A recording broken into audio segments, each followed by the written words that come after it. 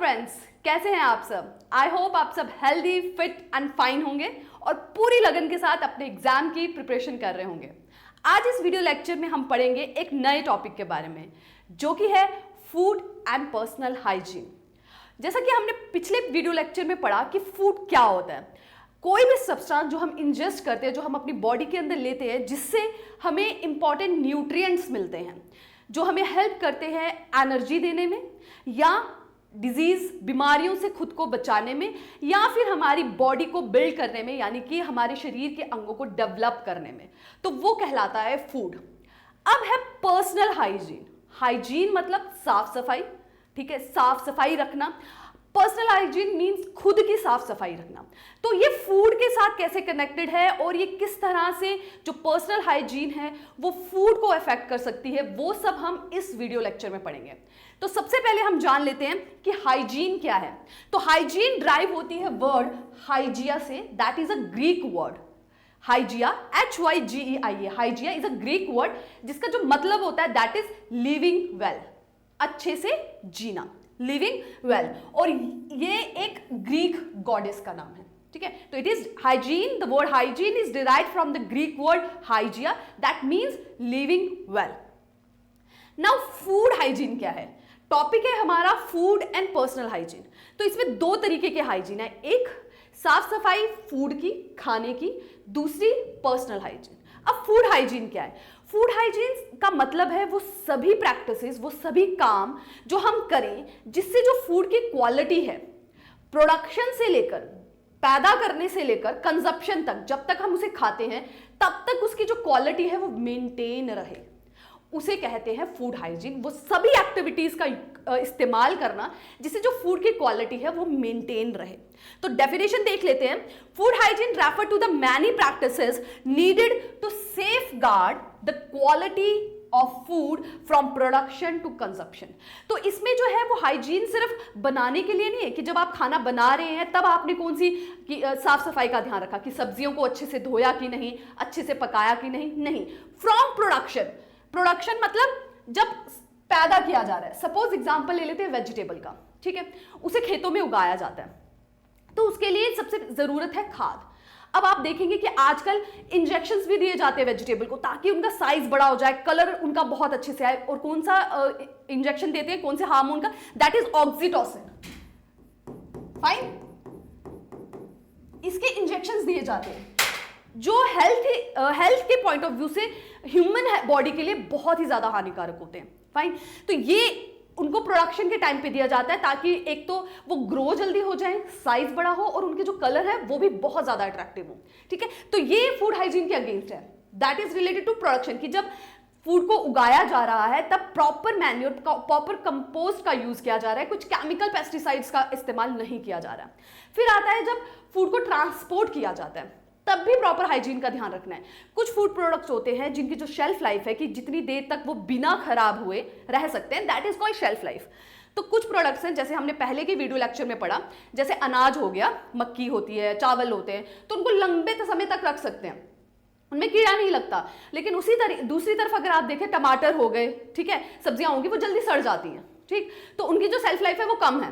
तो ये ध्यान रखना कि प्रोडक्ट के हिसाब से उनको जल्दी ट्रांसपोर्ट किया जाए, कि जिन फूड प्रोडक्ट्स की जो शेल्फ लाइफ है, जो जल्दी खराब हो सकते हैं, उन्हें जल्दी ट्रांसपोर्ट किया जाए और सही टेम्परेचर पे, ठीक है ना। अब मीट प्रोडक्ट्स को जब ट्रांसपोर्ट किया जाता है तो जनरली टेम्परेचर कम रखा जाता है, ठीक है, लो टेम्परेचर पे उनको ट्रांसपोर्ट किया जाता है, वैसी गाड़ियों का इस्तेमाल किया जाता है, ठीक। तो ट्रांसपोर्टेशन में भी फूड हाइजीन का ध्यान रखना। तब उसके बाद आता है कुकिंग के टाइम पे। अब फूड प्रोडक्ट्स पहुंचते हैं घरों में या रेस्टोरेंट्स या होटल्स में। अब वहां पे शेफ बना रहे हैं, तो क्या वो प्रॉपर सब्जियों को बनाने से पहले धो रहे हैं, उन्हें प्रॉपर फूड टेम्परेचर पे उनको कुक कर रहे हैं, इस टेम्परेचर पे जिससे उसके अंदर कोई भी अगर माइक्रोब्स, माइक्रो ऑर्गेनिजम्स हैं, कोई बैक्टीरियाज हैं, तो वो खत्म हो जाए। That is the third point, food hygiene. फिर आ गया जो सर्व करते हैं फूड, क्या वो भी प्रॉपरली हाइजीन का कर रहे हैं, हैंड वॉश किए हैं, उनके कपड़े साफ पहने हैं, हेड गियर्स पहने हैं। इन सब चीजों का ध्यान रखना कम्स अंडर फूड हाइजीन। मतलब वो सभी प्रैक्टिसेस जो प्रोडक्शन से लेकर कंजप्शन तक रखी जाती है, जो फूड की क्वालिटी को मेंटेन रखें। इसी की जो शॉर्ट फॉर्म है वो रखा जाता है फार्म टू फॉक, फॉक जिससे खाना खाते हैं, और फार्म टू टेबल, ठीक है, this approach is called farm to fork और फार्म टू टेबल। दूसरा आता है पर्सनल हाइजीन, खुद की साफ सफाई। तो ये वो सभी प्रैक्टिसेस हैं जो एक इंडिविजुअल की जो हेल्थ है उसे सेफगार्ड करने में हेल्पफुल होती हैं। ठीक है, खुद की साफ सफाई रखना, नेल्स कट करना, रोज बाथिंग करना, रोज प्रॉपर क्लीन क्लोथ्स पहनना, ठीक है, that is the personal hygiene. अब ये जो दोनों चीजें हैं ये भी आपस में इंटर रिलेट है। कैसे?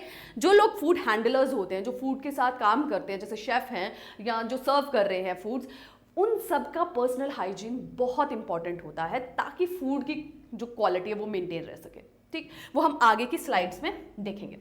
तो सबसे पहले देखते हैं कि एम क्या है फूड हाइजीन या पर्सनल हाइजीन का, कि उसका मकसद क्या है। तो सबसे पहले आ जाता है कि it prevents food from spoilage, food को खराब होने से बचाता है। जैसे मैंने बताया कि फूड हाइजीन का अगर हम ध्यान रख रहे हैं कि प्रॉपर टेम्परेचर पे उसको ट्रांसपोर्ट किया, उसे बनाया, उसे अच्छे से वॉश कर लिया बनाने से पहले, तो वो खराब होने की या उसमें किसी भी तरह की कंटैमिनेशन होने के चांसेस कम हो जाते हैं। ठीक, तो फूड स्पॉइलेज को अवॉइड किया जा सकता है। दूसरा है कि इससे आप लोगों को एजुकेट कर सकते हैं, इन्फॉर्म कर सकते हैं, ताकि वो फूड बॉर्न इलनेस से, मतलब जो कंटैमिनेटेड खाना खाने से बीमारियां फैलती हैं, जैसे डायरिया हो गया, कॉलेरा हो गया, टाइफाइड हो गया, उससे बचा सके खुद को।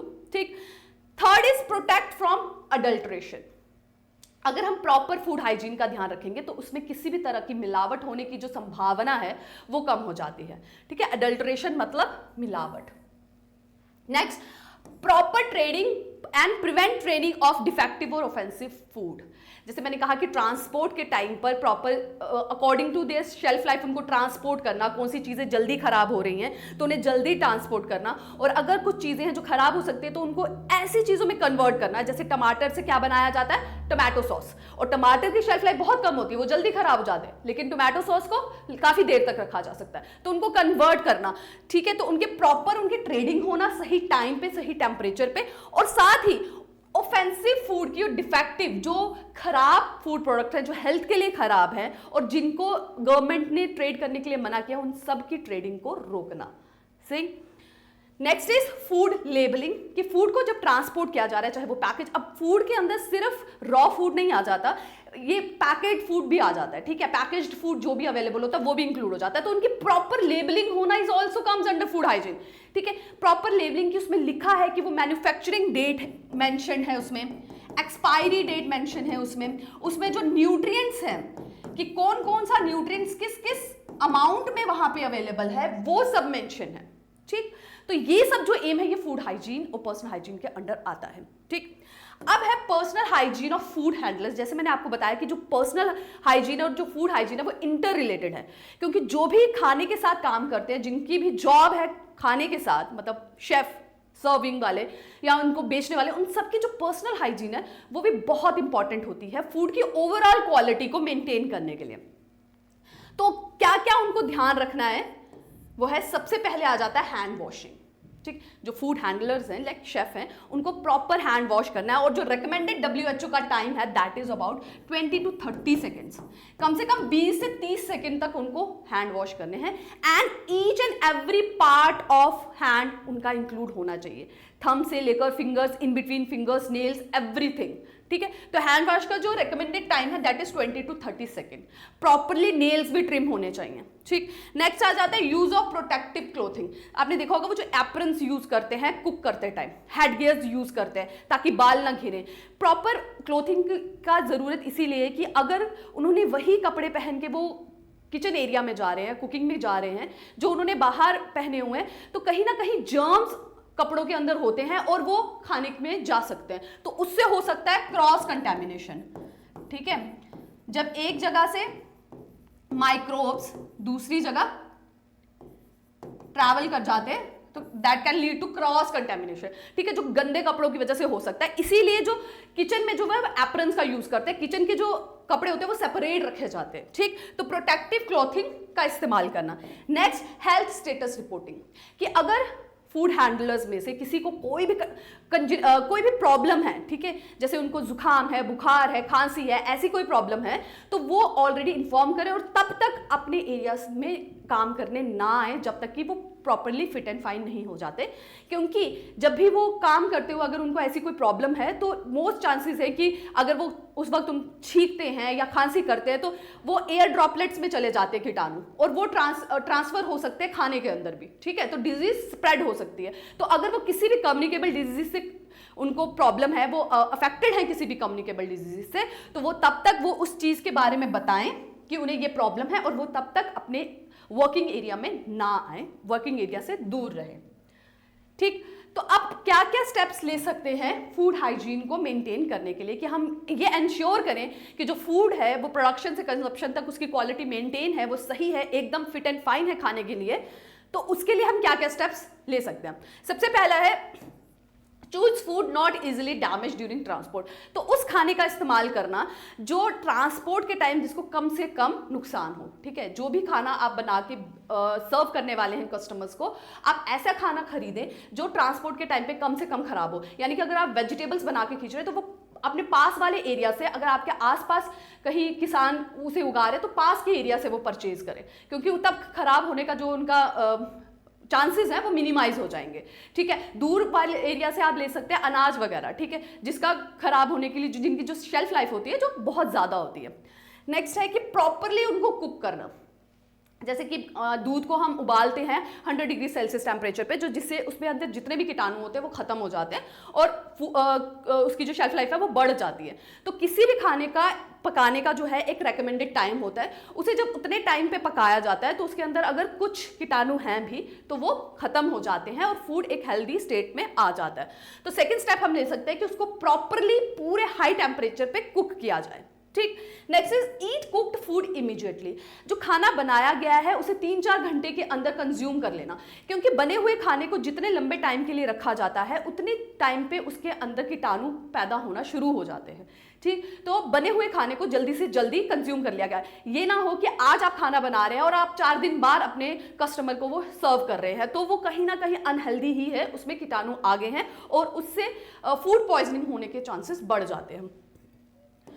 Next is reheat thoroughly. अगर खाने को आज खाना आपने ज़्यादा बना दिया है और उसे आप कल कंज्यूम करना चाह रहे हैं या कल उसे अपने कस्टमर को देना चाह रहे हैं, तो उसे आपने फ्रीज़र में रखा है, नेक्स्ट डे उसको हीट करने से पहले एक तो उसे प्रॉपरली हीट करना है, और हीट करने से पहले फ्रीज़र से निकालने के पहले ना उसको बाहर रखा जाता है, जिसको कहते हैं डीफ्रॉस्ट। मतलब फ्रिज से निकाल के सीधा गैस पे नहीं रखते खाने को गर्म करने के लिए, क्योंकि उससे क्या होता है ना कि कीटाणु कंप्लीटली नहीं मरते और जो क्वालिटी ऑफ फूड है ना वो हैम्पर हो जाती है। उसके लिए क्या करते हैं, फ्रीजर से खाना निकाल के, आपने अपने घरों में भी देखा होगा कि अगर रात का खाना कुछ बचा हुआ है तो उससे पहले आपकी मदर्स उसको पहले निकाल के किचन में थोड़ी देर रखती है, अबाउट 1.5 आवर, जब तक वो रूम टेम्परेचर में नहीं आ जाता, फिर उसे हीट किया जाता है, ठीक है। तो रूम टेम्परेचर में उसको लाना, उसे कहते हैं डीफ्रॉस्ट, ठीक। उसे फ्रिज से निकाल कर थोड़ी देर रूम टेम्परेचर पे जब तक वो नहीं आता तब तक उसे हीट नहीं करना, एंड देन उसको प्रॉपरली रीहीट करना, properly at a high temperature उसको हीट करना, ताकि वो दोबारा से कंज्यूम करने के लायक बन जाए। नेक्स्ट आता प्रॉपरली हैंड वॉशिंग। जैसे मैंने आपको बताया that is recommended 20 to 30 seconds के लिए हैंड वॉश करना प्रॉपरली, और जिन यूटेंसिल्स पे वो बनाया जा रहा है या सर्व किया जा रहा है उन्हें थॉरली वॉश करना।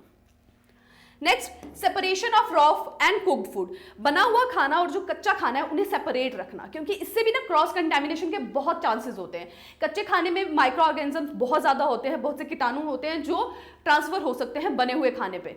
तो इसीलिए कच्चे खाने और कुक खाने के अलग अलग जो है separate you can say shelves रखी जा सकती है, उनको सेपरेट एरियाज में रखा जा सकता है, उनको पास ना रखा जाए। Next is temperature control.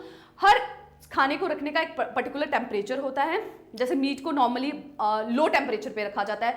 अगर दूध को कंज्यूम नहीं किया गया इमीडिएटली तो उसे इमीडिएटली फ्रिज में रख देना। तो temperature control is also very important. जैसे जैसे गर्मी बढ़ जाती है तब हर खाने को, क्योंकि हाई टेम्परेचर पे खाना जो है वो खराब होने लगता है। एक बार आपने उसे कुक कर लिया, उसके बाद जब आपने उसे रखा तो वो ज़्यादा टेम्परेचर पे खराब होने लगता है। तो क्योंकि हमने पढ़ा है कि फ्रीजर में क्या होता है, फ्रीजर में क्योंकि टेम्परेचर लो होता है तो वहां माइक्रो ऑर्गेनिज्म की ग्रोथ लो हो जाती है, ग्रो नहीं कर पाते, ठीक है। ठीक है, तो temperature control is the next important step.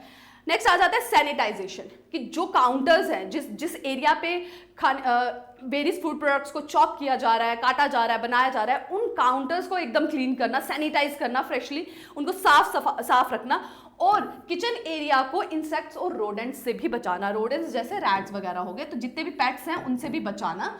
Kitchen area को साफ रखना, साफ सफाई रखेंगे तो ये चीज़ें वहाँ कम आएंगी, और ये चीज़ें कम आएंगी तो कंटामिनेशन होने के चांसेस कम हो जाएंगे। नेक्स्ट, जो पानी यूज़ किया जा रहा है खाने के लिए वो भी सेफ हो, हाइजीनिक वाटर हो। And last is record keeping, proper जो भी फूड प्रोडक्ट यूज़ किए जा रहे हैं बनाने के लिए उनका प्रॉपर रिकॉर्ड रखा जाए कि कब खरीदे गए थे, कब बनाए और कब ये सेल किए गए। और जो स्टॉक पहले आ रहा है उसे पहले यूज़ करना, फर्स्ट इन फर्स्ट आउट। जो स्टॉक पहले परचेज किया गया है उसे पहले बनाना। ये नहीं कि आप आज सब्जी ला रहे हैं, जो उसे आप जो आज आपने सब्जी खरीदी वो आज आप उसे आज बना रहे हैं, और जो आप 3-4 दिन पहले खरीद के लाए थे उसे आप बाद में कंज्यूम करेंगे, क्योंकि उसकी शेल्फ लाइफ तो खत्म हो जाएगी, वो तो खराब हो जाएगा। तो जो जिस टाइम पे आप ला रहे हैं, जो आपने पहले खरीदा है उसे पहले यूज करना, first in first out.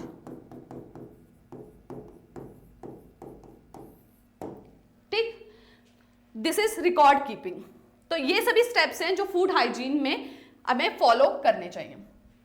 Next is sources क्या है फूड कंटेमिनेशन के, कि फूड के अंदर जो माइक्रो ऑर्गेनिजम्स हैं या माइक्रोब्स हैं, जो कीटाणु है, वो कहाँ से आ सकते हैं। वो आते हैं गंदे हाथों से, कपड़ों से, या आसपास पेस्ट्स हैं तो उनसे, गार्बेज, मतलब आसपास किचन एरिया के आसपास अगर गार्बेज, अब बहुत ज़्यादा कूड़ा करकट इकट्ठा हुआ है तो आप देखो जहाँ पे भी गंद इकट्ठा होता है तो वहाँ पे ना फ्लाइज बड़ी जल्दी आ जाती है, मक्खियाँ आ जाती हैं, मच्छर आ जाते हैं, तो फिर वो एक जगह से दूसरी जगह वो कीटाणु जो है वो ट्रांसफर करते हैं, वो एक तरह से वेक्टर का काम करते हैं, जो एक जगह से दूसरी जगह कीटाणुओं को ट्रांसफर करते हैं। तो गार्बेज हो गया, कच्चे खाने से भी कुक्ड फूड, जैसे मैंने आपको पहले बताया कि रॉ फूड और कुक्ड फूड को अलग अलग रखना है, इनसे भी ट्रांसफर होते हैं micro organisms. And last is utensils, गंदे बर्तनों पर खाना सर्व करना या खाना बनाना, जिनमें ऑलरेडी बनाया हो, जिन्हें साफ नहीं किया गया प्रॉपर, वो भी एक इंपॉर्टेंट सोर्स हो जाते हैं कंटैमिनेशन का।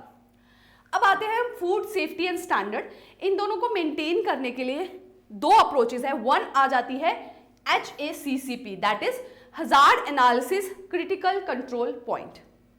ये एक ऐसी अप्रोच है जिसमें ये कोशिश की जाती है कि खाना जब प्रोड्यूस हुआ है, जब वो बना रहे हैं, जब खाना जो रॉ मटेरियल हमारे पास आया है, जिसे हमने प्रोसेस करके एक खाने लायक चीज़ में कन्वर्ट करना है, जैसे टमाटर लिए जिससे हमें टमाटो सॉस बनाना है, तो हमें तब उसकी एग्जामिनेशन नहीं करनी है जब टमाटो सॉस बन चुका है। ठीक है, एक तो होता है कि टमाटो सॉस जब मार्केट में अवेलेबल है, जाके उसका क्वालिटी कंट्रोल किया जाता है कि ये कंज्यूम करने के लिए सही है कि नहीं है।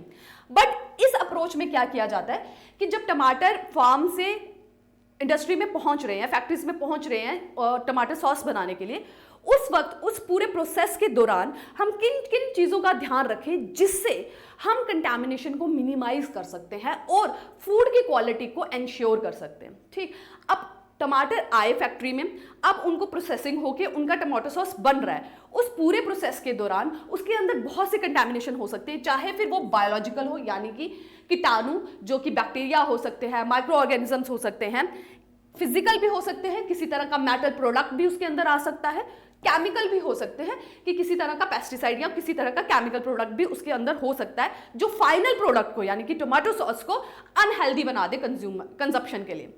तो हम क्या करते हैं इस प्रोसेस में, पूरी प्रोसेसिंग के दौरान, फूड की प्रोसेसिंग के दौरान analysis of critical control point, investigate किया जाता है कि किस पॉइंट पे ज्यादा चांसेस है कंटैमिनेशन के, तो उसी पॉइंट पे हम ऐसे प्रिवेंटिव मेजर्स का इस्तेमाल करें जिससे कंटैमिनेशन को रोक सके। फाइन, तो it is a systematic preventive approach, it's a preventive approach, ये ध्यान रखना है। फूड प्रोडक्ट कंप्लीटली बन गया उसके बाद नहीं, उसकी प्रोसेसिंग के दौरान ही इसे अपनाया जाता है। It is a preventive approach to food safety from biological, physical, chemical hazard. Hazard क्या होता है? That is injurious to health. ठीक है, hazard is that is injurious to health.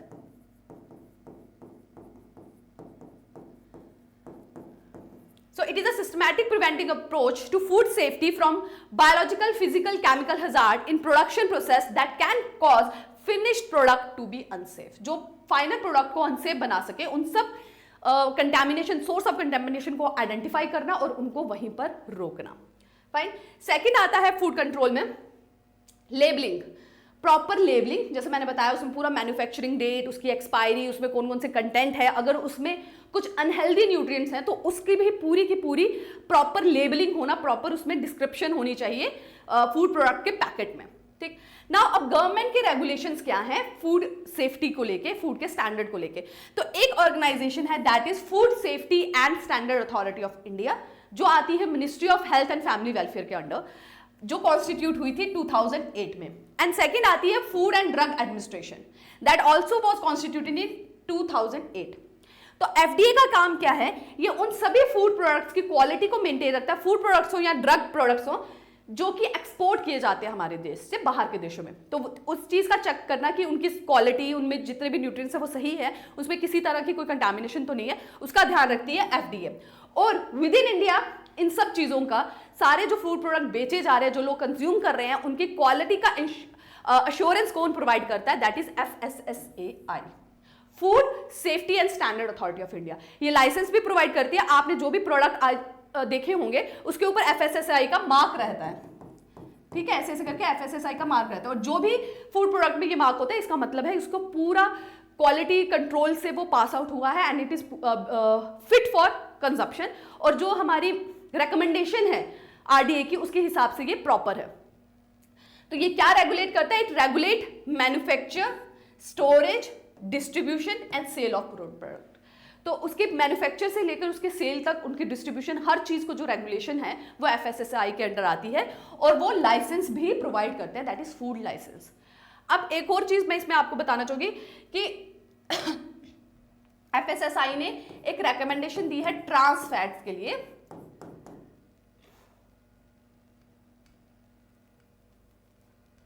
Trans fats की, ट्रांस फैट्स क्या होते हैं, दैट इज अनसैचुरेटेड फैट्स। ठीक है, अनसैचुरेटेड, आप डीपली ना सोचें, अब ये जान लें कि ट्रांस फैट जो होते हैं वो एक बैड कोलेस्ट्रॉल होते हैं, जो हमारी बॉडी के लिए अनहेल्दी होते हैं। ठीक है, बैड कोलेस्ट्रॉल होते हैं। तो इसकी जो अमाउंट है जो FSSAI ने रेकमेंड की है, दैट इज अराउंड 1% होनी चाहिए बाय 2022 तक। इन्होंने बोली थी कि किसी भी प्रोडक्ट में अगर ट्रांस फैट, अब से अगर आप कोई भी पैकेट फूड खरीदते हैं ना, तो आप उसके पीछे पैकेट पे जरूर देखिएगा कि ट्रांस फैट कितने हैं। मैक्सिमम जो प्रोडक्ट्स होते हैं उसमें 0% होता है। अगर किसी में भी 1% से ऊपर है तो आप उसे कंज्यूम ना करें, क्योंकि ये जो ट्रांस फैट होते हैं ना, अगर ये 1% से ऊपर हैं तो ये जो होते हैं हमारी बॉडी में हार्ट डिजीज करने के मैक्सिमम चांसेस करते हैं। ये हार्ट डिजीज करते हैं, ये बैड कोलेस्ट्रॉल को बढ़ाते हैं। ठीक, तो जो FSSAI की रिकमेंडेशन है उस हिसाब से जितने भी फूड प्रोडक्ट्स हमारे देश में बेचे जा रहे हैं उसमें जो ट्रांस फैट की जो कॉन्सेंट्रेशन है, it should be not more than 1%। Fine, okay, तो that's it for food and personal hygiene. तो हमने आज पढ़ा कि पर्सनल हाइजीन और फूड हाइजीन का आपस में क्या रिलेशन है और किस तरह से फूड हाइजीन इंपॉर्टेंट है ओवरऑल हेल्थ को लेकर, कि अगर आपने फूड के हाइजीन को मेंटेन किया है तो आप ओवरऑल सोसाइटी की हेल्थ को कैसे मेंटेन कर सकते हैं। ओके, तो that's it for today's lecture. मिलेंगे एक नए लेक्चर में एक नए टॉपिक के साथ। तब तक के लिए keep working hard and thank you.